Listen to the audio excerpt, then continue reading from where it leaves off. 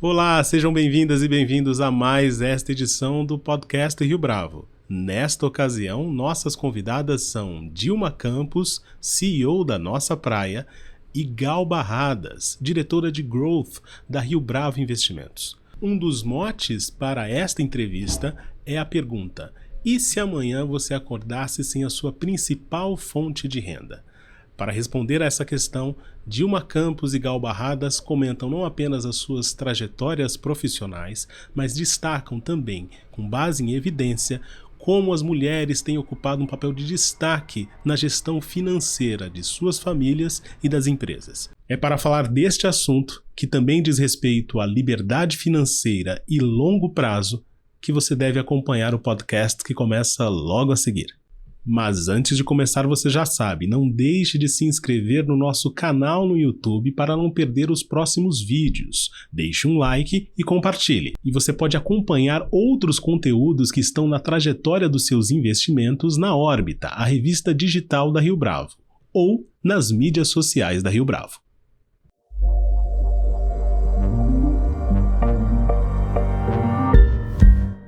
Dilma Campos, Gal Barradas, é um prazer tê-las aqui conosco neste episódio mais do que especial do nosso podcast. Muito obrigado pela participação de vocês.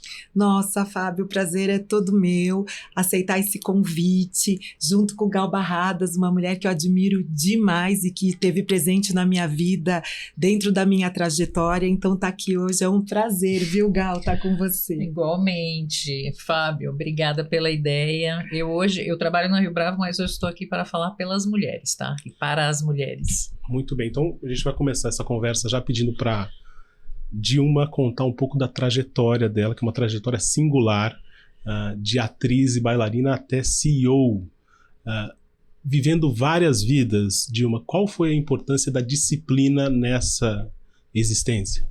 Bom, eu convivo com a disciplina há muito tempo, né? Eu venho dessa família esportista, né? Então, o meu pai fez esporte, o esporte dá uma disciplina muito grande, e em casa a gente não tinha esse tempo de, vou dormir até a hora que eu quero. Não, mesmo sendo sábado, cansado da semana, tinha hora para acordar. E normalmente a gente acordava para ver o jogo dos meninos. Eu nunca joguei esporte com bola, né? Eu nunca tive muita habilidade, muita aptidão, mas eu acabei migrando para a ginástica olímpica e para o balé. E o balé, ele te dá uma disciplina, e eu acredito, Fábio, que não é só essa disciplina de você ter horário para chegar, porque o balé, o horário para chegar é o horário que começa a aula. Então você, de fato, tem que chegar um pouco mais cedo para se preparar, para se aquecer, para quando dá o horário de começar a aula, você já está com o alongamento necessário e tudo isso. Outra coisa, você tem a aula, você tem que conciliar a escola, você tem que conciliar as atividades, e a gente tinha uma grande carga de atividade familiar que quando os meninos jogavam, porque inicialmente, né, menores eram nos finais de semana, quando vão crescendo, aí tem dia de semana, final de semana, então a família ali muito unida, tendo que acompanhar tudo isso, a atividade de todos os filhos tinham atividade. Então, essa coisa da disciplina, né, é um olhar ali muito claro de que a gente só daria certo se a gente mantivesse esse olhar com disciplina para a gente chegar onde a gente precisasse. Então é uma coisa que eu convivo assim desde muito pequena com a disciplina. Às vezes as pessoas olham para mim e falam, mas você é pisciana e tal, como é que você, né, consegue manter as coisas, os horários e tal?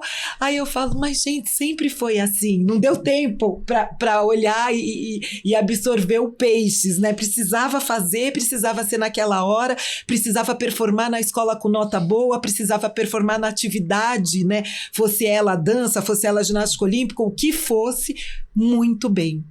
Então, eu sempre digo isso, 9,5 não era nota para minha mãe, né? 9,5 era a primeira nota, era o segundo lugar, né? Que é o primeiro lugar dos perdedores, segundo ela. Então, essa disciplina, né, vem de pequena. Você parece muito bem resolvida com isso hoje. Sempre foi assim ou teve um momento que você falou, não, acho que foi importante ter essa trajetória lá atrás? Eu acho que tem coisas hoje que eu não sei se daria para fazer diferente, porque eu acho que quando a gente volta no tempo, a gente vê uma outra conotação. A gente estava num Brasil que dizia que ele não é racista, né? Nem admitia ser um país racista. Então, nesse lugar, óbvio que o olhar da minha mãe na formação de 3 filhos negros, né? E para olhar isso do ponto de vista de construir um futuro para esses filhos, passou por muitos lugares, inclusive de dor. Assim, era estudar tabuada com chinelo em cima da mesa. Era, tirei 9,5, não sei se é uma nota tão boa, né? Aquela frustração e tal. Mas olhando para trás, eu preciso entender o zeitgeist, que é justamente o tempo que isso aconteceu. Talvez hoje não fosse justificável que fosse nessa questão absolutamente focada em que os filhos dessem certo por qualquer motivo. A minha mãe não abria mão disso. Ela dizia, os meus filhos irão dar certo. E para vocês darem certo, vocês vão estudar 10 vezes mais. Vocês vão se esforçar 10 vezes mais, que talvez assim vocês dessem certo. Então, assim, a gente tratou isso depois, eu tratei isso depois em terapia, eu fui entender isso para não reproduzir neste nível com a minha filha, eu fui entender esse lugar, mas de maneira nenhuma eu posso criticar esse lugar. Gal, você participou recentemente de um evento, de um encontro, você falou na sua apresentação, falando em nome das mulheres e para as mulheres, um evento que as mulheres eram um público central, Women Invest. E nesse encontro, você falou a respeito de liberdade. A liberdade para a mulher tem a ver com a liberdade financeira. Ouvindo a Dilma falar sobre disciplina, há um ponto de contato aqui entre essa disciplina e liberdade financeira? 100% sim, a disciplina sem dúvida, mas não só. Né? Dentro da disciplina 100%, mas existem percentuais de outras coisas que a gente precisa colocar nessa receita, porque é o seguinte, é um evento de alto nível, Women Invest, foi a primeira vez que eu participei e como a Rio Bravo era patrocinadora, nós participamos de um palco e tivemos direito também a uma sala para fazer um workshop. E convivendo com os grupos de liderança feminina que eu convivo hoje, eu percebia que esse era um assunto transversal, e independente da classe socioeconômica. Então, essa afirmação de que a liberdade da mulher passa por sua liberdade financeira, ela não tem recorte socioeconômico. Tanto é uma verdade para as mulheres que estão nas comunidades, batalhadoras, muitas vezes chefes de família, as mães solteiras, enfim, como para mulheres muito abastadas, que às vezes recebem uma herança e não sabem o que fazer com aquilo, às vezes perdem o companheiro ou a companheira de vida, que era quem tomava conta das finanças, e também não sabem o que fazer. Uma coisa que me chamou a atenção também no evento é que em um determinado painel, uma das apresentadoras perguntou quantas pessoas estavam indo pela primeira vez, em um evento de 4.000 pessoas, e metade levantou a mão. Então eu achei isso incrível. Nós fizemos um workshop que eu conduzi junto com a Anita Scal, que é sócia da Rio Bravo, responsável pelos fundos imobiliários de tijolo. E o título do workshop era o que aconteceria se amanhã você acordasse sem a sua principal fonte de renda. E a sala lotou, ficou cheia de pessoas. As perguntas no final também foram muito importantes, muito interessantes. E, obviamente, eu fui estudar o assunto, né, sobre esse relacionamento da mulher com o dinheiro e com os investimentos financeiros. E aí entram os outros itens da receita do bolo que eu te falei. Em primeiro lugar, tem uma questão de informação. A maioria esmagadora das mulheres não sabe que, com um investimento pequeno, R$100 que seja, ela já tem acesso a produtos de muita qualidade no mercado financeiro. Então, existe uma crença generalizada de que fundo de investimento é para os super ricos, é para pessoas que têm muito dinheiro. Isso não é verdade. Né? As plataformas hoje democratizaram muito o acesso a excelentes produtos. Muitas também não sabiam, inclusive, que existiam produtos de renda e com isenção de imposto de renda, o que é fantástico para quem busca uma complementação de renda, para quem busca, já vislumbrando, quem sabe, uma aposentadoria, manter o seu padrão de vida. para quem busca com disciplina e com visão de longo prazo, lá na frente realizar um desejo seu ou um desejo familiar. E, assim, isso é um fato, né? Não é uma opinião minha. As pesquisas mostram que são as mulheres que tomam as principais decisões de uma família. Então, assim, a preocupação com a faculdade dos filhos ou com o curso técnico que o filho vai fazer, ou aonde essa família vai morar daqui a alguns anos, como ela vai adquirir a casa própria, ou como ela vai investir o dinheiro que aquela família conseguiu juntar ali com seus esforços profissionais. Então, tudo isso parte das mulheres. Então, embora os homens estejam mais informados e mais presentes no mercado financeiro, a verdade é que grandes decisões familiares, e que obviamente vêm impactar a sociedade e o mercado de trabalho, porque todo mundo que está sentado ao seu lado no mercado de trabalho foi filho de alguém, foi educado por alguém, ainda que não seja biológico, mas teve a educação de alguém que lhe ensinou valores, comportamentos e tudo mais.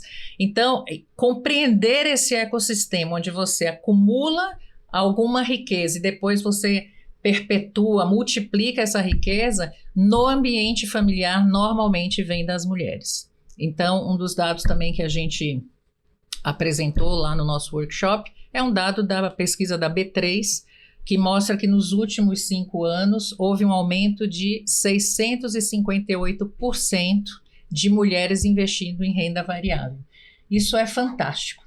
E aí fui investigar, mas por que isso aconteceu? Porque as mulheres estudam mais, procuram se informar mais, tomam decisões mais cautelosas, mais pensadas do que é o comportamento dos homens. E, de novo, não estou dando uma opinião, hein, gente? Isso é resultado da pesquisa. De mais de uma pesquisa, inclusive. Agora, Gal, em outra conversa que nós tivemos fora do ar, você me disse que era comum mulheres com recursos financeiros terceirizar ou ainda atribuir o controle das finanças das suas empresas para homens. Uhum. Tem a ver menos com informação e mais com uma ideia de segurança de que ele vai tomar a melhor decisão? Como é que as pesquisas, como é que essa investigação que você fez responde isso? Olha, tem várias maneiras de responder essa pergunta, mas assim, em primeiro lugar, a gente vive num país que tem um caldo cultural ainda muito machista. Então, por exemplo, embora a gente tenha 51% de mulheres chefes de família, né, entre os chefes de família, 51% são mulheres, ainda que 58% dos diplomas universitários estejam na mão das mulheres, né? Ainda que 46% dos micro e pequenos empreendedores brasileiros sejam mulheres. Existe toda uma pressão cultural que retarda a entrada das mulheres nesse tipo de assunto, porque os homens chegaram antes no mercado de trabalho, eles dominaram antes o mercado de trabalho.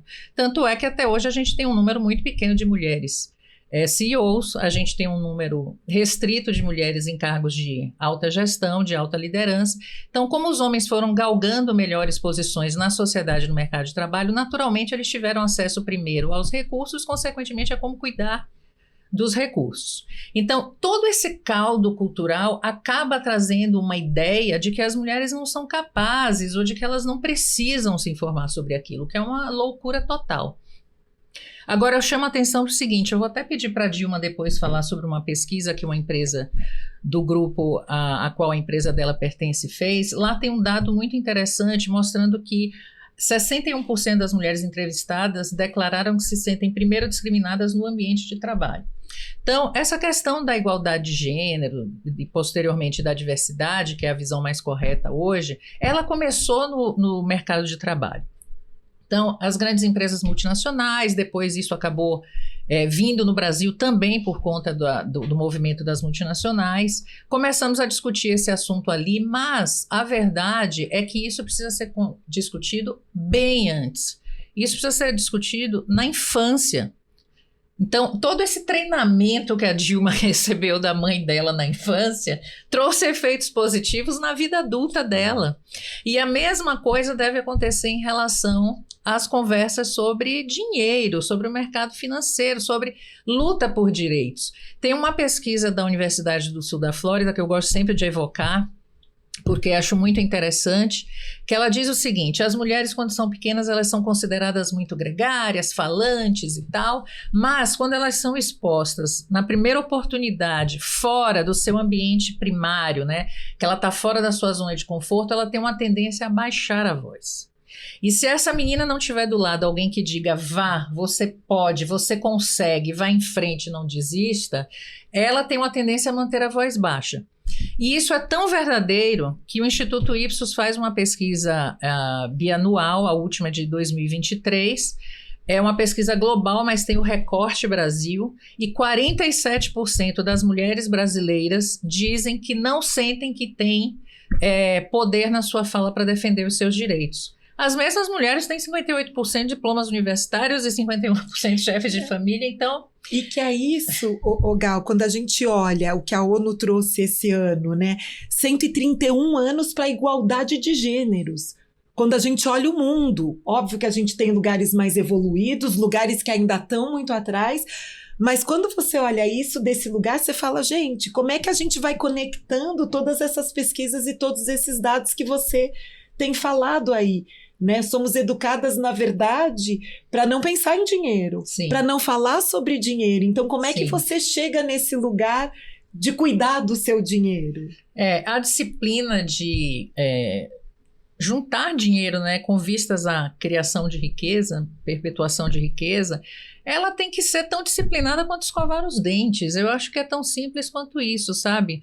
É preciso trazer uma disciplina de toda semana perguntar o que você conseguiu fazer e que vai te trazer a perspectiva do momento seguinte, né? Todo mês ter essa disciplina também de se avaliar, né? Avaliar o que foi feito com seus recursos, planejar quais são os planos para a minha vida, para a minha família, né? Isso tudo passa por dinheiro, nossa vida passa por dinheiro, nossa alimentação, nosso transporte, tudo. Então, assim, a gente não sabe o dia de amanhã. Nós não sabemos quantos anos nós vamos viver. Mas a gente conta que a gente vai viver. E as pesquisas dizem que as mulheres vão viver mais. Vão viver mais. Isso também não é nossa opinião, isso são dados. E a gente não precisa ter dinheiro para aposentadoria, a gente precisa ter dinheiro para enquanto a gente estiver viva, né? Então é preciso olhar com uma perspectiva de mais longo prazo ainda, porque a longevidade é um fato. Agora, Dilma, como é que essa realidade se impôs na sua história profissional a partir dessas mudanças que eu mencionei logo na primeira pergunta? De atriz / bailarina, ou primeiro bailarina, depois atriz, enfim, você me corrige, até chegar a esse posto de CEO que, enfim, a tomada de decisão é absolutamente necessária, levando em consideração esse longo prazo. Fábio, eu acho que tem uma coisa assim na minha trajetória que a coisa vai hackeando o sistema de um lugar até de conhecimento específico, né? Então, hoje, trabalhando com comunicação e comunicação com esse olhar ESG, que é o lucrar e regenerar ao mesmo tempo, o que aconteceu comigo? Eu cresci ali como bailarina, depois, obviamente, atriz e tal. Quando eu chego no mercado de comunicação, eu chego batendo a porta das experiências de marca, que são os eventos, são as convenções de venda, são os lançamentos de produto. Quando eu chego por esse local, eu chego pelo departamento artístico. Um lugar que, de certa forma, todos os meus skills respondiam. E isso era muito difícil, porque quem ia para o departamento artístico de uma empresa de eventos naquela época, né, ele ia porque ele tinha feito publicidade muitas vezes, ele tinha feito outras trajetórias que acabavam colocando-o ali. E no meu caso, eu vinha exatamente desse cerne criativo. Na época não tinha departamento de planejamento estratégico, de criação, que hoje tem, porque nesse meio do caminho a indústria, né, de experiência com a indústria de publicidade foi se fundindo e foi usando uma inteligência ali para melhorar. Eu vejo isso claramente.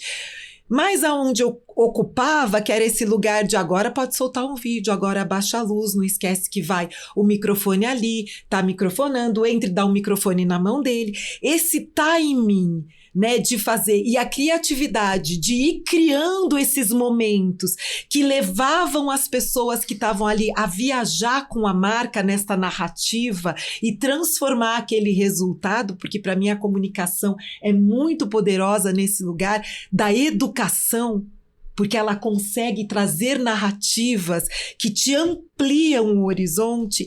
Eu vou entrando ali e vou subindo aos pouquinhos de bailarina, entro como bailarina, mas vou subindo aos pouquinhos até chegar a diretora ali artística do evento, né?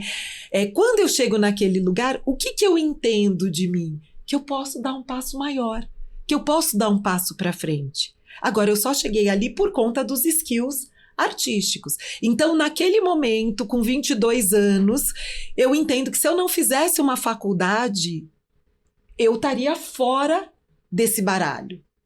E o que eu queria estar dentro desse baralho, porque eu me achava muito capaz de estar ali. Eu sabia que com um pouco mais de conhecimento, né, e de olhar então eu vou construindo a minha carreira, olhando a longo prazo, entendendo o que eu preciso ter dentro do meu baralho para conseguir jogar esse jogo corporativo. E um passo para frente, mais um passo para frente, até que eu chego à cadeira de diretora artística e de produção. E eu fiquei muitos anos nessa cadeira. Uma das pesquisas que a gente tem, inclusive, mostra que mulheres negras atingem o mesmo lugar de mulheres não negras 10 anos depois. O gap de desenvolvimento entre mulheres negras atingindo cargos de liderança e mulheres não negras é de uma média de 10 anos. Isso significa que uma mulher não negra com 25 anos chega a um cargo de gerência e uma mulher negra com 35 anos no mesmo cargo de gerência. Então, eu já há muitos anos ali, eu resolvo que tem alguma coisa errada comigo, porque não pode ser com a estrutura, tem que ser comigo. E nesse momento eu falo, gente, eu preciso fazer alguma coisa para mudar. Filha pequena, filha mulher, eu preciso mostrar para minha filha que ela pode estar em qualquer lugar. Porque eu poderia ser, né, ali, para mim, claramente, eu dizia assim, eu posso ser CEO, eu posso ser vice-presidente de qualquer uma dessas empresas. E porque eu passei 7 anos, já era diretora, né? Então, assim, eu tô quase há 12, 13 anos sendo diretora.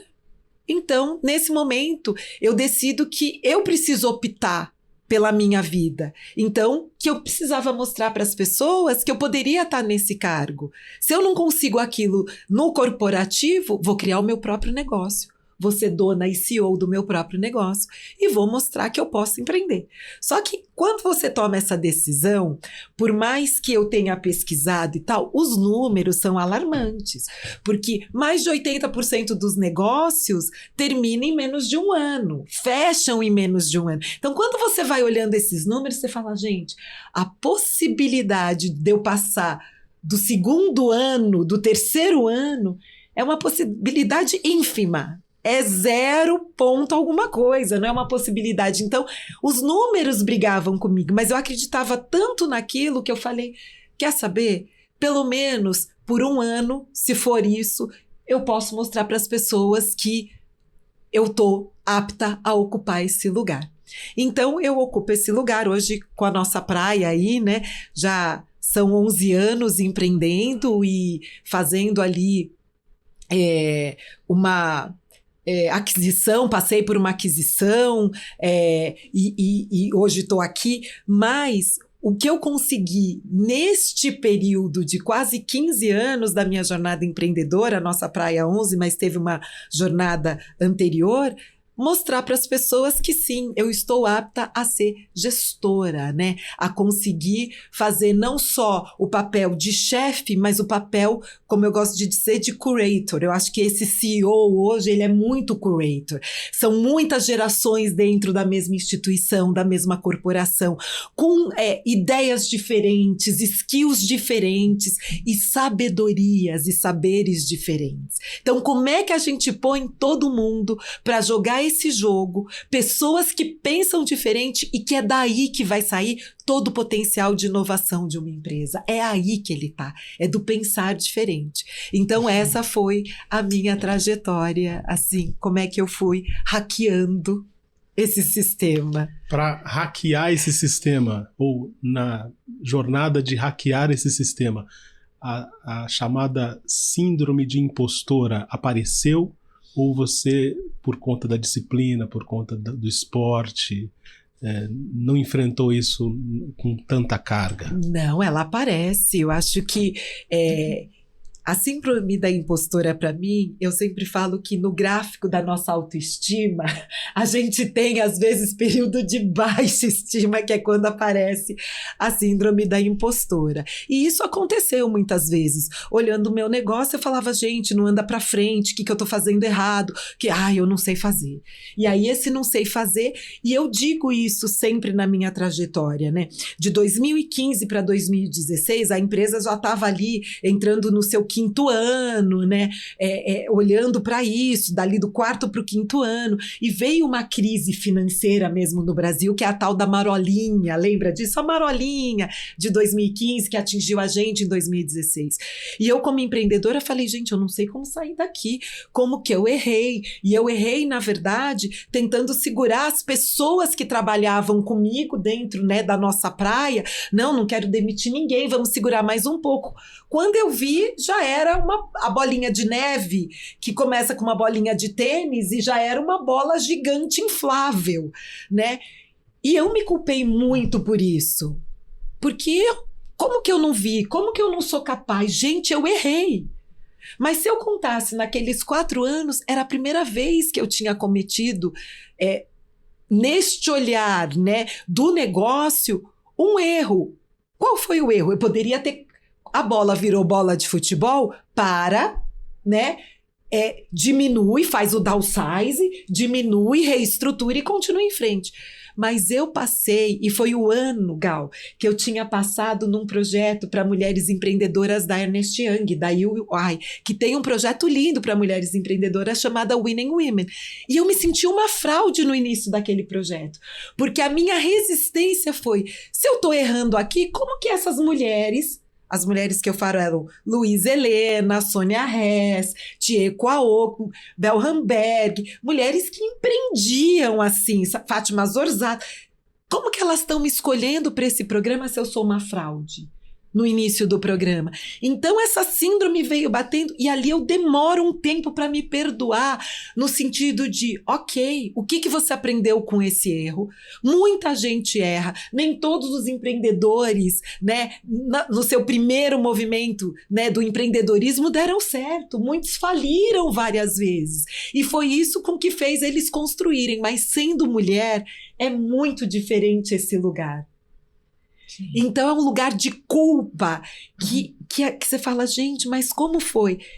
Quando eu consegui me perdoar desse lugar e me separar dessa culpa, a vida andou, mas eu fiquei ali amargando. Eu me lembro que numa das mentorias, né, nesse programa, a Tieko chegou e falou assim para mim, eu tô achando que você não é empreendedora, eu tô achando que você não quer ser empreendedora e tá tudo bem. E eu só pensava assim nas experiências que eu tinha tido no mercado corporativo e o quanto eu queria ser naquele momento ainda empreendedora, porque eu não tinha mostrado todo o meu potencial. E eu lembro que não deu 30 dias, eu liguei para ela e para a Bel e falei, preciso de uma sessão de mentoria. Me reuni com elas e falei assim, não, vocês não estão entendendo. Não é que eu não quero ser empreendedora, eu sou. Desde que eu nasci, eu sou uma empreendedora nata. E aí comecei, eu já plantei alface no fundo do quintal e eu vendia no portão, minha mãe conta essa história pequena, eu fazia torrãozinho de açúcar quando não vendia torrão de açúcar no Brasil, não vendia esse produto. Gente, eu já fiz tanta coisa para me virar, que eu sou uma empreendedora nata, eu só não tô conseguindo me perdoar. E aí isso foi muito libertador na minha jornada, não pegar aquele erro e ficar eu errei, porque eu não conseguia me perdoar naquele momento. Então, você acha que nesse momento que a Tieko falou isso, você poderia estar ou no momento de auto-boicote ou de uma autoavaliação muito severa? Completamente. E por isso apareceu Gal. isso para ela. Completamente. A minha avaliação é que eu não era nada. Que eu era naquele programa uma fraude. Que todo mundo era tão maravilhoso. E o que as pessoas tinham visto em mim? Uhum. Né? Que eu acho que é muito desse lugar da mulher. Né? Porque às vezes tem amigas, eu tenho uma história assim, curta, que... Dilma, vamos ali comigo numa loja e tal... Ah, vou. E chegou lá, ela falou, né? Ai, meu aniversário, juntei dinheiro e tal, queria comprar essa bolsa. Aí eu falei, pois veja essa bolsa, peça para a vendedora. Ela, mas será que eu compro?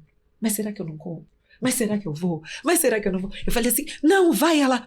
E aquela, eu sou apaixonada, virou para mim e disse assim, eu até tenho dinheiro para comprar, tipo, não vai fazer problema nas minhas finanças eu comprar uma segunda bolsa de uma marca. Eu falei, e por que você não vai comprar? Ela, ah, não. Aí eu virei, né, obviamente a gente vai adquirindo isso, você para com isso. Você vai comprar sim e você vai comprar as duas. Eu só saio daqui com você se você se presentear com as duas.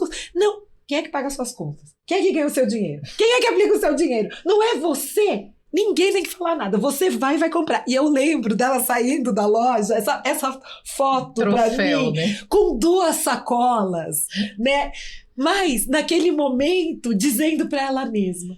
Porque ela depois falou, se não fosse você junto comigo... eu não teria comprado, ou talvez tivesse falado assim, ai, vou optar por uma bolsa mais barata, né? E tudo bem, é uma bolsa, mas a vontade de poder satisfazer o desejo para uma pessoa que trabalha anos e anos, precisa a gente chegar nessas pequenas conquistas.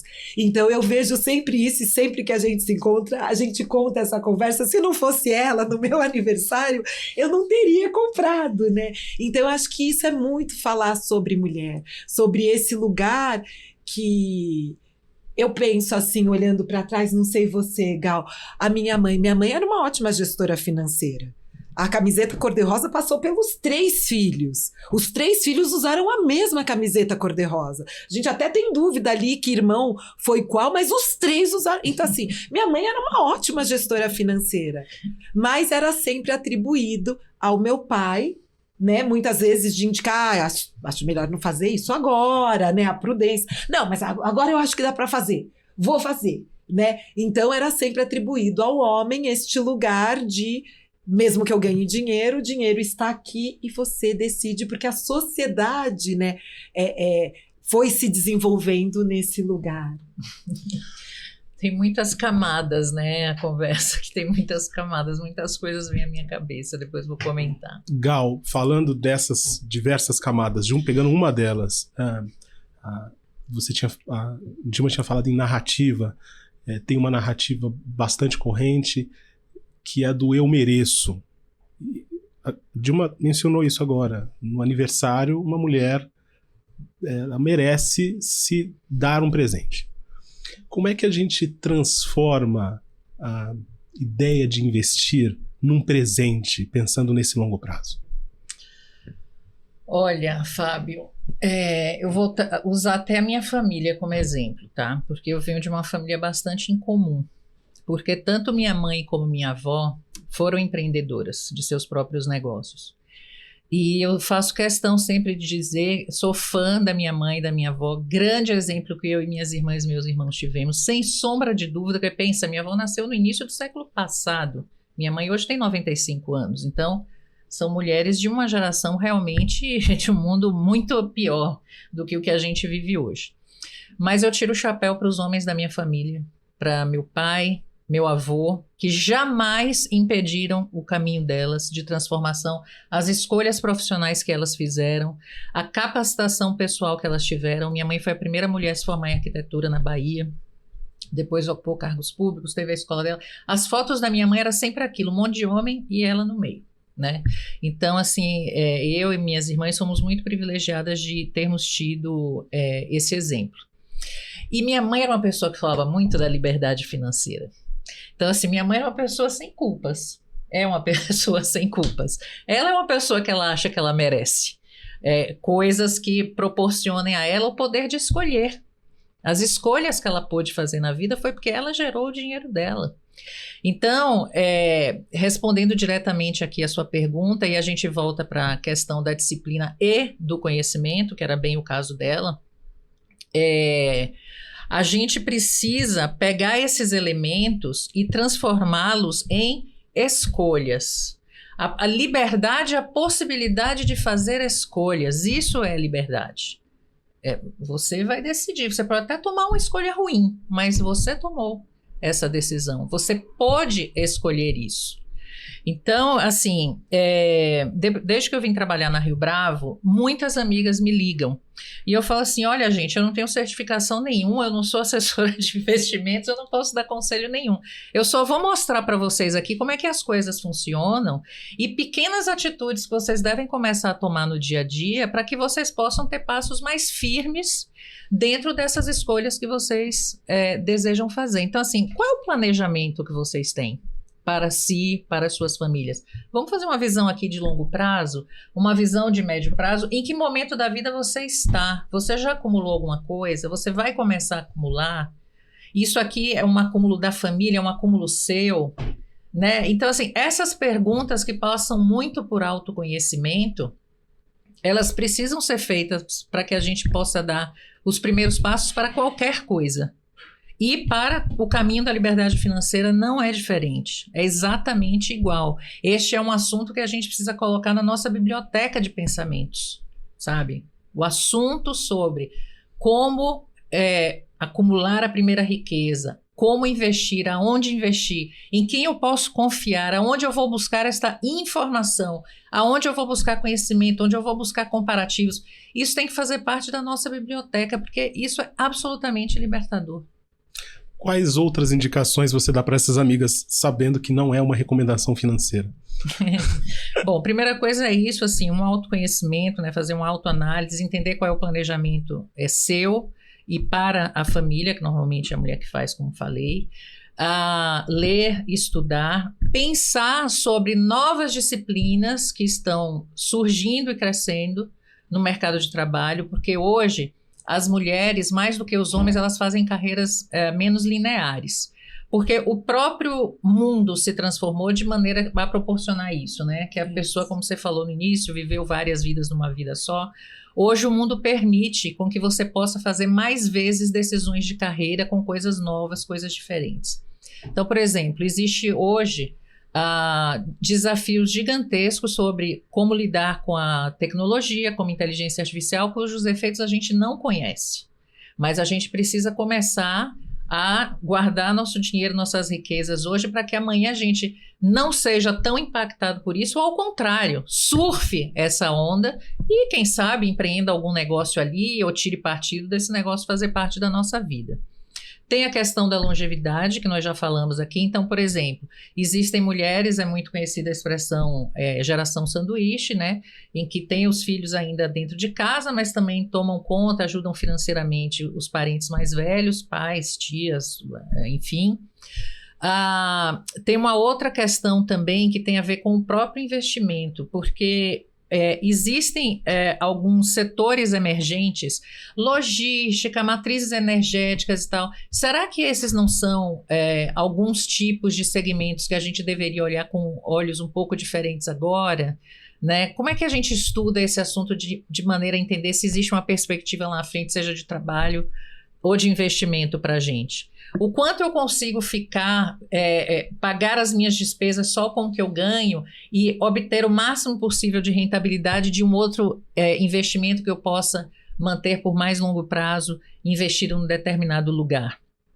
Então, assim, são várias coisas, né, que precisam ser consideradas, mas a boa notícia é que, como falei no início da nossa conversa aqui, as possibilidades hoje são muitas. São enormes. Se a gente olhar, por exemplo, o mercado, só olhando o mercado de fundos imobiliários, que, by the way, né, a propósito, é onde as mulheres mais vêm investindo nos últimos anos, dado também da mesma pesquisa da B3. O mercado de fundos imobiliários cresceu brutalmente nos últimos anos. Era um mercado muito menor do que ele é hoje. E, em boa parte, porque ele é um produto de renda, né, os fundos de tijolo, ele paga dividendos mensais isentos de IR, então eu acredito boa parte da adesão a esse produto por isso, né? Mas hoje a gente tem as ETFs, né? A gente tem as ETFs de renda, a gente tem as ETFs em moeda estrangeira, a gente tem vários tipos de ativos, a gente tem os fundos de papel, a gente tem produtos de ações, de créditos, enfim, então, e os produtos mais conservadores também, né? Como os CDBs, LCIs, enfim, então a gente tem um cardápio de opções muito maior, que permite que cada vez mais tipos diferentes de mulheres em diferentes espectros, né, socioeconômicos brasileiros possam ter acesso a bons produtos. Dilma, mulher negra empreendedora, o que a Dilma Campos de 2024 diria para Dilma Campos de 1994? Olha, eu acho que tem uma coisa que ela diria assim muito tranquilamente. Uma você acredita que vai dar certo, porque aquela Dilma lá falava, isso é só uma tentativa, será que vai dar certo? Será que vai dar certo? E às vezes essa dúvida da autoestima, da síndrome de impostora, leva a gente numa exaustão, inclusive mental, do vai dar certo agora, não vai dar certo, vai dar certo agora, não vai dar certo.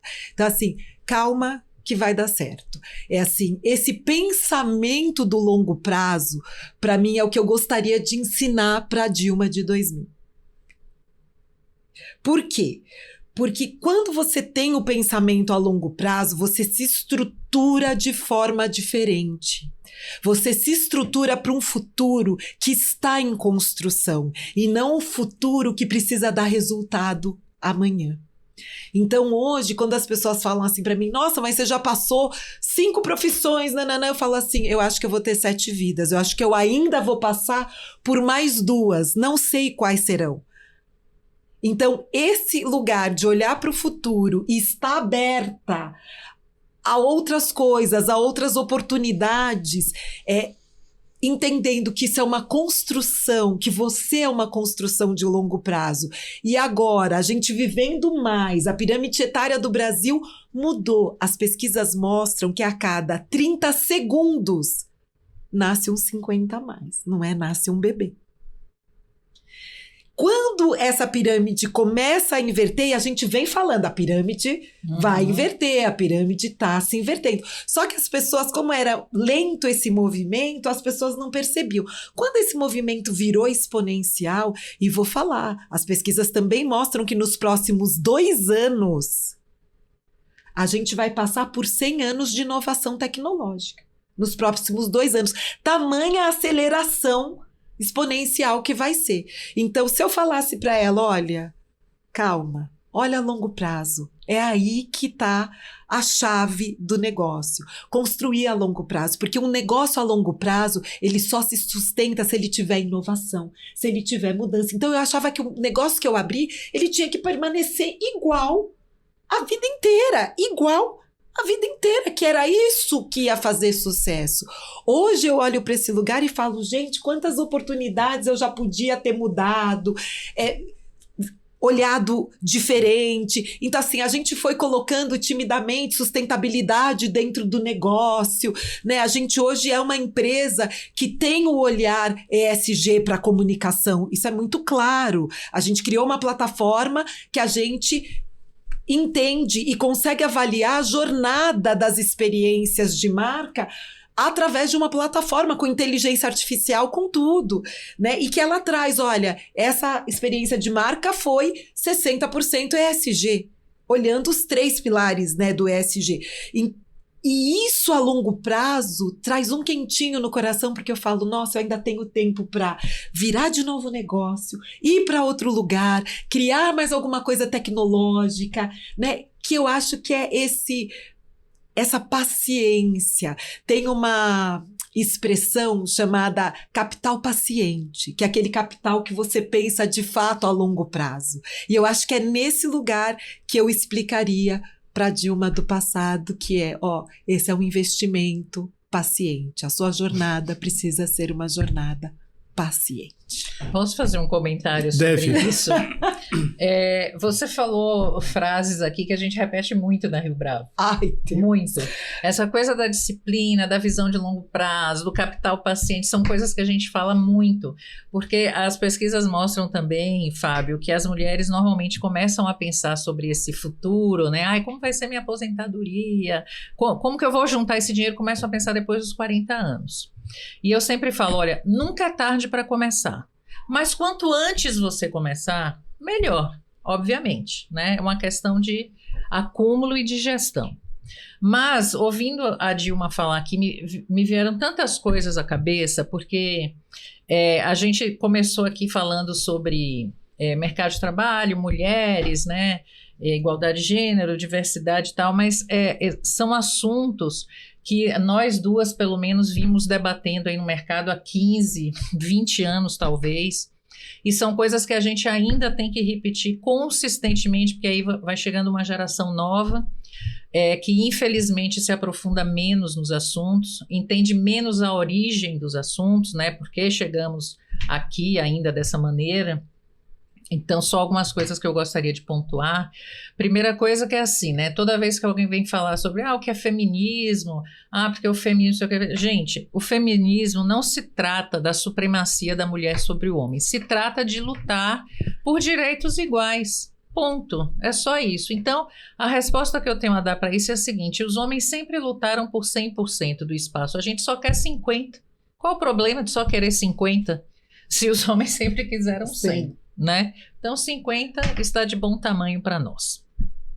A outra coisa a gente está concluindo agora o mês de novembro, né? O mês da consciência negra. Então eu acho que é uma obrigação do Brasil enxergar-se como ele é, porque uma das grandes belezas do nosso país é a diversidade. O Brasil é fantástico por ser diverso. A nossa criatividade, a nossa capacidade de se renovar, de fazer acontecer, de sobreviver a despeito de tantas dificuldades, vem desse pensamento criativo. Porque a diversidade ela alavanca um pensamento criativo no sentido de são associações de ideias, né? De pessoas diferentes. E eu sempre chamo a atenção para uma coisa que é tão óbvia, né? Que nas fábulas, nos desenhos animados, nas histórias, toda vez que o herói está metido numa encrenca, e ele precisa sair da encrenca, o que ele faz? Ele chama um grupo de amigos que nenhum é igual ao outro. Um não é igual ao outro. Um é baixinho, o outro é altinho, um tem cabelo verde, o outro vermelho, o outro é careca. Não sei. Então, são aquelas pessoas diversas, aquelas cabeças diversas que ajudam o herói a achar a melhor solução. 100% das vezes é assim.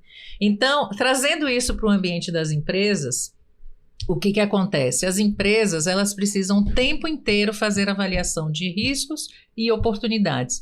Então, não é por acaso que existem estudos, pesquisas que mostram que empresas que têm diversidade em níveis gerenciais, de diretoria na alta gestão, elas têm resultados melhores. Por quê? Porque elas melhoraram a qualidade de avaliação de riscos e oportunidades. Então, nada é por acaso. Então, eu me sinto extremamente feliz de estar aqui com a Dilma hoje, porque acho ela maravilhosa, uma história de vida incrível, uma pessoa inteligente e que tem muito para ensinar e que ensina para essas gerações novas que, como falei, deveriam ler mais, deveriam procurar entender mais o fundamento das coisas, o princípio das coisas, porque o Brasil é um país extraordinário e eu tenho muita gana de ver o Brasil acontecer e acho que a gente tem que usufruir da diversidade que a gente tem aqui. Então a gente não pode terminar em tom menor, a gente vai acabar aqui nesse tom elevadíssimo. Dilma Campos, Gal Barradas, muito obrigado pela entrevista de vocês, pela participação de vocês neste episódio especial do nosso podcast. Fábio, Obrigada. Foi demais. Gal, te amo. Vamos fazer mais uma hora? Vamos! Também te amo. Obrigada, viu, Fábio? Muito bom. Muito bom. Chegamos ao final de mais este episódio do nosso podcast. Fique conosco e até a próxima.